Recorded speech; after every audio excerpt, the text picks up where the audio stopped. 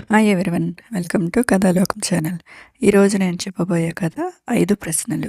చాలామంది రాజకుమారులు జవాబు చెప్పలేక తల వంచుకుని వెళ్ళిపోయిన తర్వాత చివరకు ఒక రోజున నేపాళ రాజకుమారుడైన ధీరసింహుడు సులోచనను చూడవచ్చి ఆమె మొదటి ప్రశ్న ఏమిటో చెప్పమన్నాడు. అందుకు ఆమె కొన్ని సంవత్సరాలుగా ఎక్కడి నుంచో ఈ రాజ్యంలో ఒకసారి చూశాను కానీ మరొకసారి చూడాలి అని ఉన్నది అనే మాటలు వినిపిస్తూ ఉన్నాయి. ఈ మాటలు ఎక్కడి నుంచి వస్తున్నాయో, వాటి అంతరార్థం ఏమిటో ఆ వివరాలు కావాలి అని చెప్పింది. ధైర్య సాహసాలే జీవితంలో ప్రధానంగా పెట్టుకున్న ధీరసింహునికి ఈ ప్రశ్న అసాధ్యమనిపించలేదు. అందుచేత తను తప్పక సమాధానం చెప్పగలనని నమ్మబలికి ఆమె వద్ద గడువు తీసుకుని తూర్పు దిక్కుగా బయలుదేరాడు.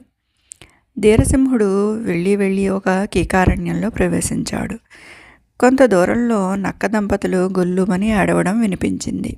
వాటి వద్దకు వెళ్ళి ఎందుకు ఏడుస్తున్నారు అని అడిగాడు ధీరసింహుడు.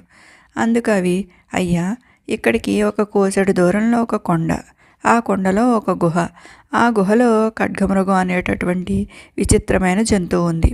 అది మమ్మల్ని బతకనీయకుండా ముక్కు మీద ఉండే తన వాడి కొమ్ముతో పొడిచి చంపుతూ ఉంది అని చెప్పే వరకు ధీరసింహుడు తక్షణమే బయలుదేరి వెళ్ళి ఆ గుహ చేరుకున్నాడు.